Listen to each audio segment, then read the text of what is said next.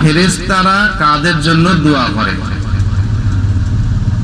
পৃথিবীতে এমন কোনো মানুষ নেই, মানে গ্যারান্টি সহকারে বলা যাবে না যে এই ব্যক্তির দোয়া কবুল হবে, কিন্তু ফেরেশতারা এমনই একটি সৃষ্টি আল্লাহ তাআলার যে ফেরেশতারা দোয়া করলে সাথে সাথে কবুল হয়ে যাবে।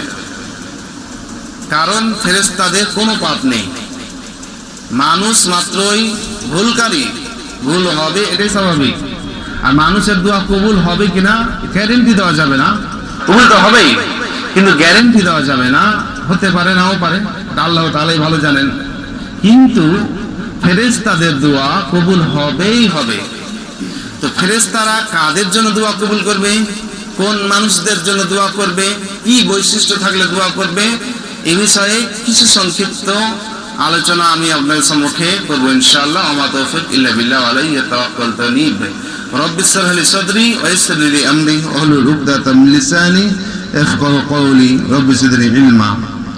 প্রথম যে আলোচনা সেটি হচ্ছে যে উযু অবস্থায় যে ব্যক্তি ঘুমায় রাত্রিবেলায়, আমরা মানে এখানে উপস্থিত যারা আছি উযু অবস্থায় কে কে ঘুমাই? আছে এমন কোন ব্যক্তি? আলহামদুলিল্লাহ। তো চেষ্টা আমাদের হতে পারে আমলগুলি ছোট দেখতে, তাই না, কিন্তু আমলটা ভারী। আমল মানে শুনতে ছোট, যে উযু অবস্থায় আর ঘুমাতে কি, কিন্তু ভারী কাজ, প্রতিদিনের আমল। যেই ব্যক্তি উযু অবস্থায় ঘুমাবে সেই ব্যক্তির জন্য আল্লাহ রাব্বুল আলামিন একজন ফেরেশতা নিযুক্ত করে দেয় সারা রাত্রির জন্য, এবং এই ফেরেশতা আপনার জন্য কল্যাণের দোয়া করতে থাকবে। আরো কি লাভ আছে উযু অবস্থায় ঘুমালে? ধরুন অনেক যুব সমাজ বা অনেক বাবাজীগণ আছে বা অনেক ব্যক্তি এরকম আছে যারা উযু অবস্থায় ঘুমায় না, তারা কি করে, মোবাইল দেখে, বিভিন্ন রকম মোবাইল দেখতে দেখতে দেখতে কখন ঘুম চলে এসছে, মোবাইলটা একদিকে পড়ে আছে। এরকম হয় কি হয় না? বিভিন্ন রকম চিন্তা চেতনা আছে ঘুমাতে ঘুমাতে। কেউ হয়তো উযু করলো না, ঘুমিয়ে গেল, কোন দিকে ঘুমাতে হয় এটাও জানে না। উযুর যেহেতু বিষয় না, ঘুমানোর যেহেতু বিষয় আজকে আলাদা, যেহেতু ঘুমানোর একটা পার্টি আছে আলাদা। উযু অবস্থায় উযু করলেন ঘুমানোর জন্য, ঘুমাতে গেলেন নির্দিষ্ট দোয়া রয়েছে, আল্লাহুম্মা বিইসমিকা আমুতু ওয়া আহইয়া, অনেক দোয়া রয়েছে। তো এই দোয়াটা বলে ঘুমালেন, কোন দিকে মুখ করে ঘুমাতে হবে? ডান কাতে। প্রথম অবস্থাতে ডান কাতে ঘুমালেন, এই অবস্থা এই দোয়া বলে আল্লাহুম্মা বিইসমিকা আমুতু ওয়া আহইয়া, হে আল্লাহ তোমার নাম নিয়ে মানে ঘুমাচ্ছি, তোমার নাম নিয়ে যেন উঠতে পারি। তো বিষয়টা হচ্ছে এইভাবে যে ব্যক্তি ঘুমাবে উযু অবস্থায় দোয়া পাঠ করে, তার দ্বারাই ঘুমানো অবস্থায় তার দ্বারা কি হবে, একজন ফেরেশতা নিযুক্ত করে দিবেন আল্লাহ সুবহানাহু ওয়া তাআলা, আর সেই ব্যক্তি কল্যাণের দোয়া করতে থাকবে, রহমতের দোয়া করতে থাকবে। এই ব্যক্তির জন্য ফেরেশতা দোয়া করবে। তাহলে আমরা কি করব? উযু অবস্থায় ঘুমানোর চেষ্টা করব। তারপরে আমরা আলোচনা করব নিয়মিত দানকারী ব্যক্তি। নিয়মিত দানকারী ব্যক্তি, আল্লাহ রাসূল সাল্লাল্লাহু আলাইহি সাল্লাম বলছেন যে প্রত্যেকটা মানুষের নিকট সকাল হলেই দুইজন ফেরেশতা নিযুক্ত করে দেন আল্লাহ সুবহানাহু ওয়া তাআলা। কে নিযুক্ত করে দেয়? আল্লাহ সুবহানাহু ওয়া তাআলার নির্দেশে প্রতি মানুষের নিকট দুইজন ফেরেশতা চলে আসেন সকাল হলে। আর এই দুজনের কাজ কি?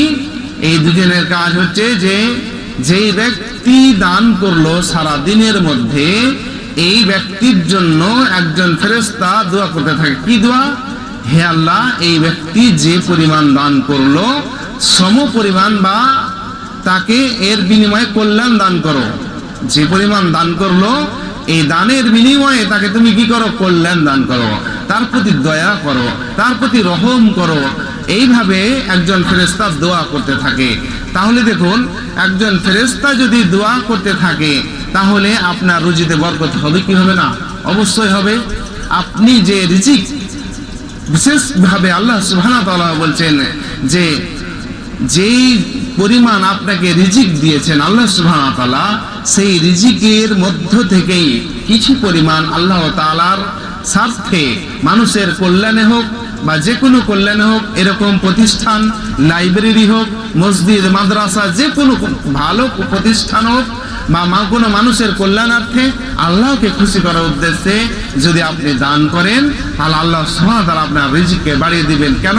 ওই যে ফেরেশতা দোয়া করছে, হে আল্লাহ, এই পরিমাণ বা এর চাইতেও বেশি তুমি তাকে কি কল্যাণ দান করো, তার ব্যবসা বাণিজ্যে বরকত দান করো, তাকে রিজিককে বাড়িয়ে দাও। এইভাবে দোয়া করতে থাকে। তো এখানে দুজন ফেরেশতার কথা বললাম। আরেকজন ফেরেশতা কি করে? কোন ব্যক্তি সকাল থেকে নিয়ে সন্ধ্যা পর্যন্ত 1 টাকাও দান করলো না, এই ব্যক্তির জন্য অপরজন ফেরেশতা দোয়া করতে থাকে কি, যে হে আল্লাহ, তাকে তুমি অকল্যাণ দান করো, অর্থাৎ আপনার বরকত হবে না, রুজিতে বরকত হবে না, কল্যাণ আসবে না, রহমত থেকে বঞ্চিত হবেন। এই জন্য আমাদের উচিত হবে প্রতিনিয়ত চেষ্টা করতে হবে, কমপক্ষে হলেও 5 টাকা দান করতে হবে। এবার আসি, যেমন কোন ব্যক্তি আছে যে আমার 5 টাকাও নেই, হয় কি হয় না, যে এমন দিন গেল যে আমার 5 টাকাও নেই যে কোনো কাউকে দান করব।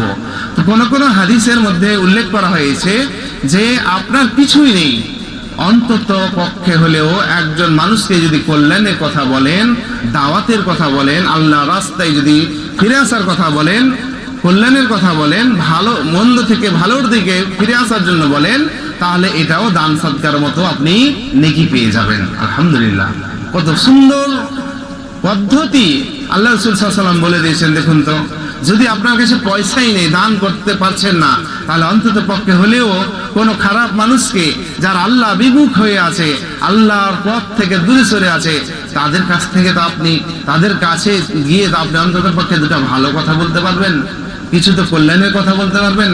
তাহলে এখানেও আপনি দান সাদকার নেকি পেয়ে যাবেন। তাহলে বুঝতে পারলাম, আমরা নিয়মিত দান করার চেষ্টা করবো, অন্তত পক্ষ হলেও যেখানেই হোক না কেন, মসজিদ, মাদ্রাসা, কোনো অভাবী মানুষ, কোনো মানে প্রতিবেশী হোক, এরকম প্রতিষ্ঠান হোক, যেখানেই হোক, কল্যাণের জন্য আল্লাহর স্বার্থে কিছু দান করার চেষ্টা করবো ইনশাআল্লাহ। এবারে আসি, নামাজের জন্য অপেক্ষাকারী ব্যক্তির জন্য ফেরেশতারা দোয়া করতে থাকে। নামাজের অপেক্ষা কে করে? অনেক মুসাল্লি আছে যে করে, অবশ্যই করে। যারা মুমিন মান্দা, যারা মুমিন পরেশগারী মানুষ, তারা অবশ্যই একটা সালাত শেষ হয়ে গেলেই আর একটা সালাতের অপেক্ষা করে। বিশেষভাবে আল্লাহ রাসূল সাল্লাল্লাহু আলাইহি সাল্লাম বলছেন যে 7 শ্রেণীর মানুষ আরশের ছায়াতলে আশ্রয় দান পাবে সেই দিন, কিয়ামতের দিন। যেই দিন কিয়ামত সংঘটিত হবে, সেই দিন পৃথিবীতে আর কোনো ছায়াই থাকবে না, একমাত্র আল্লাহ সুবহানাহু ওয়া তাআলার আরশের ছায়া থাকবে। সেই আরশের ছায়ার তলে আশ্রয় দান পাবে 7 শ্রেণীর ব্যক্তি। তার মধ্যে ওই ব্যক্তি যে একটি নামাজ শেষ হয়ে গেল, আরেকটি অপেক্ষা করছে। এখন মাগরিবের সালাত শেষ হয়ে গেছে, অপেক্ষা করছে যে কখন এশারের সময় হয়ে যাবে, তাহলে আমি এশারের সালাতটা আদায় করব। এইভাবে মনের মধ্যে একটা সংকল্প থাকবে, ইচ্ছা থাকবে যে কখন সালাত মানে সময় হবে যে আমি সালাত আদায় করতে যাব। এই ব্যক্তির জন্য ফেরেশতাগণ দোয়া করেন, এই ব্যক্তির জন্য ফেরেশতা দোয়া করে। তাহলে আমাদের মন মানসিকতা এরকম হতে হবে যে সালাত, তাহলে ওই ব্যক্তি কি সালাত তাড়াহুড়া করে পড়বে, তাড়াতাড়ি করে আদায় করবে? সেই ব্যক্তি সালাত সুষ্ঠুভাবে আল্লাহকে খুশি করার উদ্দেশ্যে একাগ্র চিত্তে সালাত আদায় করবে। সম্মানীয় উপস্থিতি, অনেক মানুষ আমরা আজকে সালাত আদায় করছি, উদাসীনতার পরিচয় দিই, উদাসীনতার সাথে সালাত আদায় করি। আল্লাহ রাব্বুল আলামিন বিশেষভাবে বলছেন, ফাওয়াইলুল লিল মুসাল্লিন আল্লাযীনা হুম আন সালাতিহিম সাহুন। আল্লাহ সুবহানাহু ওয়া তাআলা বলছেন, ওই সব সালাত আদায়কারীরা ধ্বংস, ওই সব সালাত আদায়কারীরা ধ্বংস যারা আল্লাযীনা হুম আন সালাতিহিম সাহুন, যারা এই নামাজটাকে মূলত লোক দেখানোর উদ্দেশ্যে আদায় করে, আল্লাহকে খুশি করার উদ্দেশ্যে সালাত আদায় করে না। আল্লাহ রাসূল সাল্লাল্লাহু আলাইহি সাল্লাম বলছেন, সালাত এইভাবে তোমরা এইভাবে সালাত আদায় করো, যেমনটা তোমরা আমাকে দেখছো সালাত আদায় করতে, আর তোমরা এইভাবে সালাত আদায় করবে যেইভাবে কোনো মানুষ ধরুন সালাত আদায় করছে, এখানে আল্লাহ সুবহানাহু ওয়া তাআলা আপনার সামনে দাঁড়িয়ে রয়েছে, আল্লাহ সুবহানাহু ওয়া তাআলা আপনার সামনে দাঁড়িয়ে আছে, আপনি সালাত আদায় করছেন, সালাতটা কত সুন্দর হবে, এরকম মন মানসিকতা নিয়ে সালাত আদায় করতে হবে। নচেত এটা মনে করতে হবে যে আমি সালাত আদায় করছি, আল্লাহ সুবহানাহু ওয়া তাআলা আমাকে দেখছেন। হয় ভাববেন আপনি দেখতে পাচ্ছেন, হয় ভাববেন আল্লাহ সুবহানাহু ওয়া তাআলা আমাকে দেখছে। এইভাবে যদি সালাত আদায় করেন তাহলে সালাতটা নিশ্চয়ই সুন্দর সালাত হবে, কোনো মানুষকে খুশি করার উদ্দেশ্যে সালাত হবে না। আর এইভাবে সালাত আদায় করলে আপনি নিশ্চয়ই এর পূর্ণ প্রতিদান পাবেন। আর আরেকটি বিষয় যেটি বললাম যে সালাতের জন্য অপেক্ষা করতে হবে, যে আমি সালাত শেষ হলেই আরেকটি সালাত কখন সময় শুরু হবে, যে সালাত আমি আদায় করব। এই ব্যক্তির জন্য আল্লাহ রাব্বুল আলামিন বা ফেরেশতা মণ্ডলীগণ বিশেষভাবে দোয়া করেন এই ব্যক্তির জন্য। তারপরে আমরা আসি যে দরুদ পাঠকারী ব্যক্তি, যে ব্যক্তি মহানবী মুহাম্মদ রাসূলুল্লাহ সাল্লাল্লাহু আলাইহি সাল্লামের উপর দরুদ পাঠ করেন, ফেরেশতারা সেই ব্যক্তির জন্য আল্লাহর কাছে ক্ষমা প্রার্থনা করে, আল্লাহর কাছে ক্ষমা প্রার্থনা করে। চিন্তা করে দেখুন তো, ফেরেশতারা যদি দোয়া করে তাহলে আল্লাহ কি ফিরিয়ে দিবেন? আমি প্রথমেই বলেছি যে মানুষের দোয়া কবুল হতে নাও পারে, কিন্তু ফেরেশতারা এমনই একটি সৃষ্টি, আল্লাহ সুবহানাহু ওয়া তাআলার সৃষ্টি, এদের দ্বারাই কোনো পাপ হয় না। এদেরকে যা নির্দেশ দেওয়া হয় তারা সেইটাই করে। আর এই ফেরেশতারা যখনই দোয়া করে আল্লাহ সুবহানাহু ওয়া তাআলা কবুল করে নেন।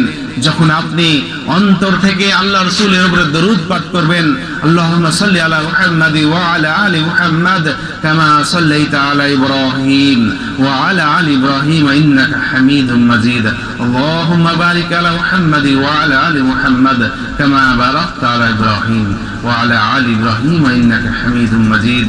কিংবা কেউ সালাম দিলে আপনি উত্তর দিলেন। এইভাবে আল্লাহ সুবহানাহু ওয়া তাআলার প্রতি দরুদ ও শান্তি বর্ষিত হোক আপনি যখন বলবেন, তখন আল্লাহর ফেরেশতা মণ্ডলী বলবে তোমার উপরেও রহমত ও শান্তি বর্ষিত হোক। এইভাবে দোয়া করবে এবং আল্লাহ রাব্বুল আলামিনের কাছে ক্ষমা প্রার্থনা করবে আপনার জন্য। যখন আপনি স্পেশালি ভাবে দরুদ পাঠ করবেন, অন্তর থেকে পাঠ করবেন, তাহলে আমাদের উচিত হবে যে আমরা কি করব, আল্লাহ রাসূল সাল্লাল্লাহু আলাইহি ওয়াসাল্লামের প্রতি দরুদ পাঠ করব।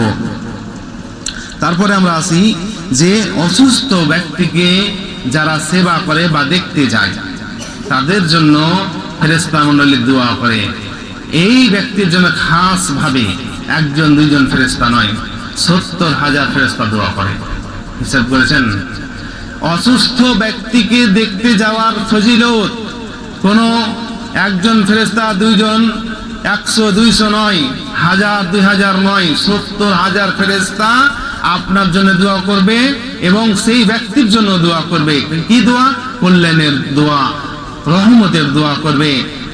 আমরা অনেক মানুষই আছি, দেখবেন পাড়া প্রতিবেশী অনেক মানুষই এরকম আছে অসুস্থ, যারা সুস্থের আশা আর নেই। কিন্তু দেখবেন অনেক মানুষই অসুস্থতার মধ্যে রয়েছে, তো মানুষের সময় হয় না যে সেই ব্যক্তিটাকে দেখতে যাবে। কিন্তু সেই ব্যক্তি যখন মারা যায় তখন কাজ ফেলে দিয়ে হলেও আমরা দাফন কাজের জন্য উপস্থিত হয়ে যাই। কিন্তু দাফনের জন্য এতটা নেকি নেই, অবশ্যই নেকি আছে, কিন্তু এতটা নেকি নেই। কারণ ৭০,০০০ ফেরেশতা যদি আপনার জন্য দোয়া করে তাহলে সেই দোয়াটা তো কবুল হয়ে যাবে। যদি আপনি আল্লাহকে খুশি করার উদ্দেশ্যে সেই ব্যক্তিকে যদি দেখতে যান, সম্মানিত উপস্থিতি, বলতে চাচ্ছি যে সেই বিষয়টাকে গুরুত্ব দেন। যে ব্যক্তি অসুস্থ রয়েছে তাকে গিয়ে দেখতে যান, তার কাছে পাশে দাঁড়ান, মাথায় হাত রাখেন, দোয়া বলেন, আজমিল বাস রব্বিন নাস আসফি আনতা সাফি লা সিফা ইল্লা সিফাউকা সিফাআন লা ইগাদিরু সাকামা। এটাও বলতে পারেন লা বাসা তুহরুন ইনশাআল্লাহ, এটাও বলতে পারেন। কিংবা তাকে কিছু উপদেশ দিলেন, কোনো ভয় নেই, আল্লাহ চাইলে আপনাকে সুস্থ করে দিবেন। এইভাবে আপনি তাকে একটা আশা ভরসা দিবেন। আর কিছু আদব রয়েছে, অসুস্থ মানুষকে দেখতে যাওয়ার সময় কিছু আদব রয়েছে। কি আদব? সেখানে বেশি কথা বলা যাবে না, অসুস্থ ব্যক্তিকে বিরক্ত বোধ করা যাবে না, তার সাথে বেশি কথা বলা যাবে না। তাকে গিয়ে অন্তত পক্ষে কিছু কল্যাণের কথাগুলা বলবেন, আল্লাহর ভয় যেন আসে তার মধ্যে, কিছু উপদেশ দিবেন, উপদেশমূলক কিছু কথা, কিছু বাণী আল্লাহ তাআলার শোনাবেন। এর চাইতে বেশি কিছু কথা বলবেন না, তাকে পরকালের কথা স্মরণ করিয়ে দিবেন। আর বেশি কিছু কথা তাকে বলে বিরক্ত বোধ করানো যাবে না। অনেক মানুষই মা বোনদের মধ্যে বেশি হয় সেটা, সেখানে গিয়ে ভিড় করে অন্য কথা বলে, এরকম কথা বলে যে এগুলো ওষুধ ভালো হয় না, এগুলো ওষুধ ভালো হয় না। ওর সামনে যদি এই কথা বলেন তাহলে তার মনের মধ্যে কি একটা মানে জাগবে বা কি ধরনের একটা ফিলিংস মানে কাজ করবে, এটা কি ভেবে দেখেছেন? আপনি বুঝতে পারছেন সেই ব্যক্তি বাঁচবে না, তারপরেও আপনি তাকে কল্যাণের কথা বলুন, আশ্বাস দেন যে কোনো ভয় নাই, আল্লাহ চাইলে আপনাকে সুস্থ করে দিবেন। আর আপনি কি করেন, আল্লাহ তাআলার কাছে ক্ষমা প্রার্থনা করুন। আপনি বিগত জীবনের যে সমস্ত ভুল ভ্রান্তিগুলি আছে আল্লাহর কাছে ইস্তেগফার করুন। পরিবারকে আপনি কিছু উপদেশ দিন, ভালো উপদেশ দিন, আপনি কিছু ভালো উপদেশ দিন। সন্তান, সন্ততি, স্ত্রী, প্রতিবেশী, এদেরকে তুমি কি করো, ভালো কিছু কথা বলো, বা যারাই দেখতে আসবে আপনাকে আপনি তাদের কাছে ক্ষমা চান বা আপনিও তাদের কাছে ক্ষমা চান। এইভাবে কিছু কল্যাণের কথাগুলা মানে খুব সুন্দরভাবে বলতে হবে, মার্জিত ভাষায় বলতে হবে, সে যেন বিরক্ত বোধ না করে। কারণ শয়তান এমনই একটি প্রকাশ্য শত্রু, শয়তান এমনই একটি প্রকাশ্য শত্রু, যখন মানুষ মারা যায়, যখন মানুষ মারা যাচ্ছে এমন অবস্থায় কি করবে, সে চেষ্টা করবে সে যেন পথভ্রষ্ট হয়ে যায়। আপনি বলবেন এই কলমা পাঠ করো, কলমা পাঠ করো, তখন সে বিরক্ত হয়ে বলতে পারে আমি পাঠ করবো না, তখন অস্বীকার করে দিল। তো এই জন্য সেখানে বলা হয়েছে যে অসুস্থ ব্যক্তি বা কোন মুমূর্ষ ব্যক্তি মারা যাচ্ছে, ওই অবস্থাতে আপনি তাকে এইভাবে বলতে পারেন না যে আপনি কালেমা পাঠ করেন, পাঠ করেন, এ কথা বলবেন না। আপনি তার কাছে আস্তে আস্তে বা সে যেন শুনতে পায় আপনি নিজেই পাঠ করুন, তাকে এই কালেমার কথা স্মরণ করে দেন, তাকে তালকিন করুন, আপনি নিজে পাঠ করুন। আপনার পড়া দেখে তার মনে হবে যে এই অবস্থায় আমার কালেমা পাঠ করা উচিত। আর আপনি তাকে যদি বাধ্য করান, সে হতে পারে কোনো এমন মন মানসিকতা হলো যে অস্বীকার করেই বসলো যে আমি পাঠ করবো না, এটা শয়তান চায়। এই জন্য আমরা কি করব, সেখানে নিজেই কালেমা পাঠ করব। আর যেই ব্যক্তির শেষ কথা হবে লা ইলাহা ইল্লাল্লাহ, সেই ব্যক্তি জান্নাতে যাবে যদি অন্তর থেকে সে দোয়া পাঠ করে আর আল্লাহর কাছে ক্ষমা চায়, অবশ্যই সেই ব্যক্তি জান্নাতে যাবে। সম্মানিত উপস্থিতি, তাহলে বলছিলাম যে অসুস্থ ব্যক্তিকে দেখতে যাওয়ার জন্য আল্লাহর আমাদের উচিত হবে সেই ব্যক্তিকে কিছু কল্যাণের কথা বলা। এইভাবে আমাদেরকে অসুস্থ ব্যক্তির খোঁজ খবর নিতে হবে। অনেক মানুষই আমরা আছি যেগুলো গুরুত্ব দিই না, আজ যাব কাল যাব, এইভাবে করতে করতে সেই ব্যক্তি মারাই গেল। হতে পারে আপনার সাথে দুটা কথাও হয়েছিল, আপনি কি করলেন, ক্ষমা চাওয়ার সুযোগটিও পেলেন না। আর ইমাম সাহেব জানাজার সময় দাঁড়িয়ে বলছে যে হ্যাঁ, আপনাদের মাঝে এই ব্যক্তি দীর্ঘদিন যাবৎ চলাফেরা করেছে, চলাফেরা করতে গিয়ে আপনাদের সাথে ভুল ভ্রান্তি বা কোনো দুটা কথা হয়েছে, তো আপনারা মন থেকে ক্ষমা করে দিবেন। এই ক্ষমা কিন্তু সেই ক্ষমার মতো মানে সেই রকম হবে না। বেঁচে থাকা অবস্থায়, জীবিত থাকা অবস্থায় আপনি যদি ক্ষমা নিতে পারেন, সেটা হচ্ছে সবচাইতে বেস্ট, কল্যাণকর হবে। কারণ সেই ব্যক্তি মৃত হয়ে মানে মারা গেছে, সেই ব্যক্তি আপনাকে ক্ষমা করলে কিনা কি করে বুঝবেন? আপনি তো ক্ষমা করে দিলেন, সেই ব্যক্তি ক্ষমা করলো কিনা আপনি কি করে জানবেন? এই জন্য জীবিত অবস্থায় প্রত্যেকটা মানুষের উচিত হবে যে যা হয়েছে জীবনে আপনি আমাকে ক্ষমা করে দিবেন। কত অজান্তে মানুষে আপনি গীবত করে রেখেছেন, এটা তো আমরা সকলেই জানি। আল্লাহ রাসূল সাল্লাল্লাহু আলাইহি সাল্লাম বলছেন যে গীবতের পাপ এত ভয়ঙ্কর, এত ভয়ঙ্কর, গীবতের পাপ এতটাই ভয়ঙ্কর যে কোনো মানুষের আপনি বদনাম করেছেন, কোনো মানুষের আপনি গীবত করেছেন, পিছনে বদনাম নিন্দা করেছেন, অজান্তে নিন্দা করেছেন, আর এমনই নিন্দা করেছেন, এই পাপ আল্লাহ সুবহানাহু ওয়া তাআলা ক্ষমা করবেন না যতক্ষণ না ওই ব্যক্তি আপনাকে ক্ষমা করছে। এই জন্য আল্লাহ রাসূল সাল্লাল্লাহু আলাইহি ওয়াসাল্লাম বলছেন, যেই ব্যক্তির আপনি নিন্দা করেছেন, যেই ব্যক্তির আপনি বদনাম করেছেন, সেই ব্যক্তির কাছে গিয়ে আপনি ক্ষমা চান। সেই ব্যক্তিকে হাত ধরে বলুন যে হে অমুক, হে আব্দুর রহমান, আমি অজান্তে তোমার কত খারাপ কথা বলেছি জানি না, তো আজ আপনি আপনার কাছে আমি অনুতপ্ত বা আমি নিজে অনুতপ্ত, আপনি আমাকে ক্ষমা করে দিন। এইভাবে ক্ষমা নিয়ে নিতে হবে। সেই দিন ভয়ঙ্কর দিন, সেই দিন আপনি অপমানিত লজ্জিত হওয়ার আগে এই দুনিয়াতে একান্তে তার সাথে পার্সোনাল নির্জনে আপনি বলুন যে অজান্তে আমি তোমার কত কি বলেছি আমি বলতে পারবো না, তো তুমি আমাকে ক্ষমা করে দাও বা আপনি আমাকে ক্ষমা করে দিন। এইভাবে ক্ষমা নিয়ে নিতে হবে। এইভাবে যদি ক্ষমা নিয়ে নিতে পারেন সবচাইতে ভালো। সুতরাং বলছিলাম যে অসুস্থ ব্যক্তিকে দেখতে যাওয়ার জন্য গুরুত্ব দিন। অসুস্থ ব্যক্তিকে দেখতে যাওয়ার জন্য কি হবে? 70,000 ফেরেশতা আপনার জন্য আমার জন্য কি করবে? দোয়া করবে। তাহলে বিষয়টি আমরা বুঝতে পারলাম যে 70,000 ফেরেশতা, একটি ফেরেশতা দোয়া করলেই তো কবুল হয়ে যাবে। 70,000 ফেরেশতা এখানে আছে, একটা ফেরেশতা দুনিয়াকে চূর্ণ বিচূর্ণ করে দিতে পারে। 70,000 ফেরেশতা আপনার জন্য দোয়া করবে, আমার জন্য দোয়া করবে, সেই ব্যক্তির জন্য দোয়া করবে। অতএব আমাদেরকে অসুস্থ ব্যক্তিকে দেখতে যেতে হবে, এদের জন্য দোয়া করবে।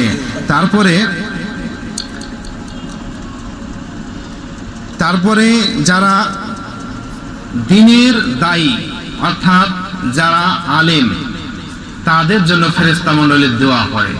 যারা কল্যাণের কথা বলে, যারা মানুষকে মানে আল্লাহর কথা আহ্বান করে, দ্বীনের দায়ী যারা আলেম, তাদের জন্য ফেরেশতা মণ্ডলী দোয়া করে। সম্মানিত উপস্থিতি, এই যে এই কাজ চলছে, এই ব্যবস্থাপনা যারা করছে, এদের জন্য ফেরেশতা মণ্ডলী দোয়া করবে। আল্লাহ সুবহানাহু ওয়া তাআলা খুশি হয়ে যাবে, রাজি খুশি হয়ে যাবে। আমরা চেষ্টা করব আজকে যেভাবে সমাজ পিছিয়ে যাচ্ছে, একটা পরিবার থেকে মানে এক ব্যক্তি থেকে পরিবার থেকে সামাজিক অবস্থা, সমাজ, এইভাবে সোসাইটি, সমাজ, পরিবার কখন ঠিক হবে? যখন আমরা নিজে নিজে অনুতপ্ত হব, বুঝতে পারবো, কোরআন ও হাদিসকে যখন আমরা ফলো করব যে কিসে আমাদের কল্যাণ রয়েছে, কিভাবে আমাদের কল্যাণ রয়েছে, কিভাবে আমরা বাঁচবো, এই ফিতনার যুগে কি দিয়ে আমরা এই ফিতনা থেকে পরিত্রাণ পাবো, এই কথা যদি আমরা বুঝতে পারি, তাহলে অবশ্যই আমাদের মধ্যে রহমত ও শান্তি বিরাজমান করবে। নইলে আমাদের ভবিষ্যৎ খুবই অন্ধকার।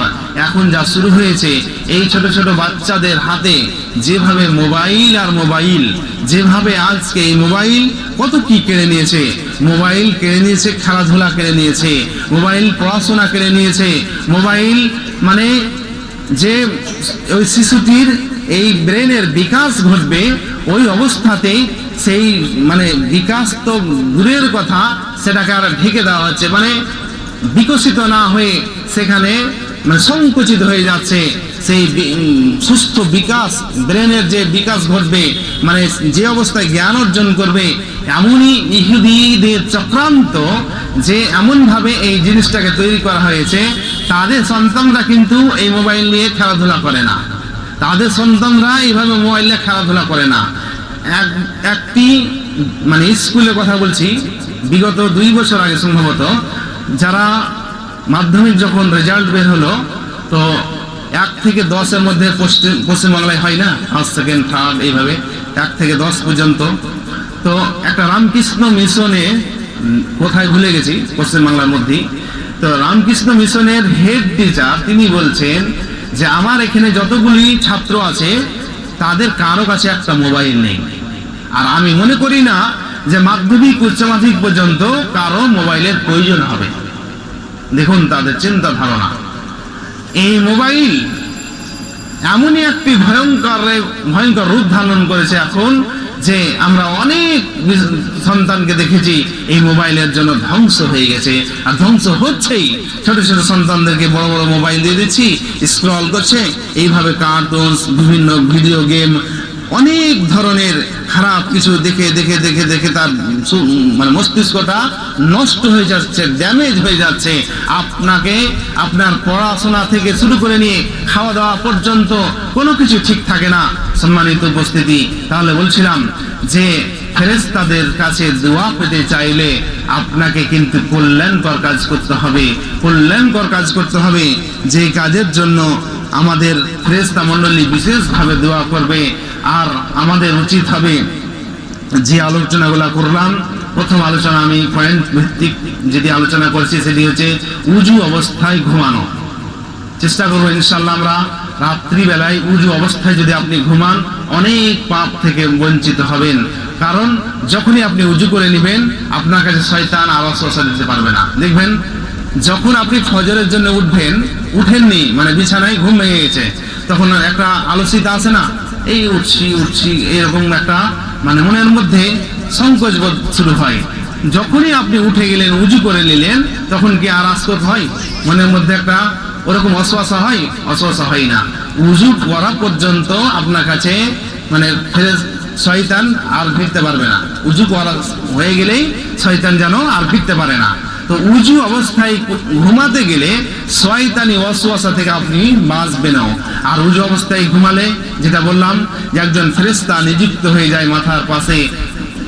এই ঘুমানোর সময় অনেক রকমের দোয়া রয়েছে, বিশেষভাবে শয়তানের শিক্ষা দেওয়া একটি দোয়া কি আয়াতুল কুরসি।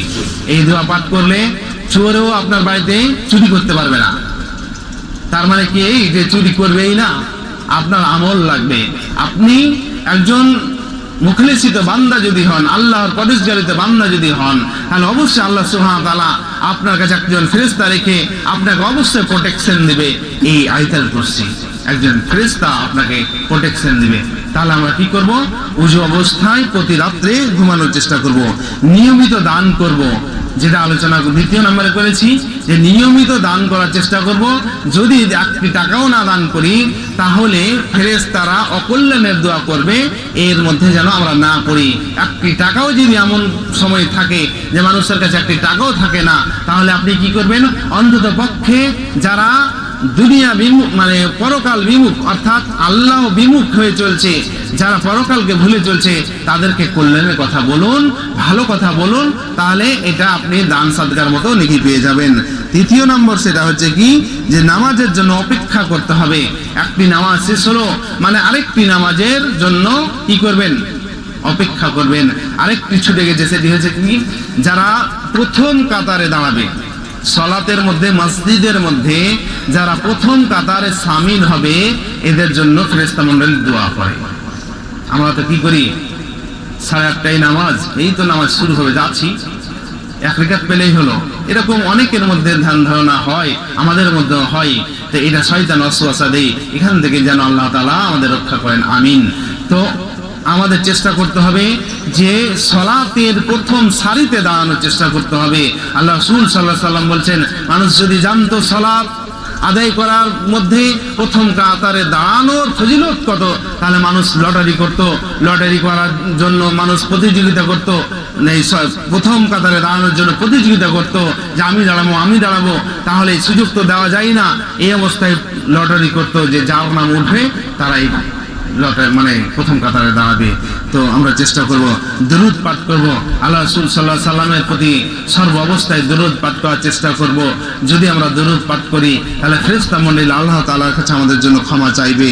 অসুস্থ ব্যক্তিকে দেখতে যাওয়ার জন্য আমরা প্রাণপণে চেষ্টা করব যে অসুস্থ ব্যক্তিকে দেখতে যাওয়ার জন্য আমরা অনেক কিছু ভুল করি, যে অনেক ধরনের মিষ্টান্ন খাবার, ফল ফ্রুট চেষ্টা করি যেগুলো নিয়ে যেতেই হবে। আপনার যদি সামর্থ্য না থাকে তাহলে আপনাকে নিয়ে যেতেই হবে। এগুলো আমরা খারাপ একটা অভ্যাসে পরিণত করে নিয়েছি। আপনি দেখতে যান, সেই ব্যক্তিকে কল্যাণের কথা বলুন, পরের কালে কথা স্মরণ করিয়ে দিন, এইভাবে কিছু উপদেশ দিয়ে আসুন। এইভাবে আমাদেরকে অসুস্থ ব্যক্তিকে দেখতে যেতে হবে। তাহলে আমরা কিছু আমি আপনাদের সম্মুখে কিছু কথাগুলি স্পষ্ট করার চেষ্টা করলাম যে ফেরেশতা মণ্ডলী কাদের জন্য দোয়া করে, এই গুণগুলো যদি আমাদের থাকে তাহলে অবশ্যই ফেরেশতা মণ্ডলী আমাদের জন্য দোয়া করবেন।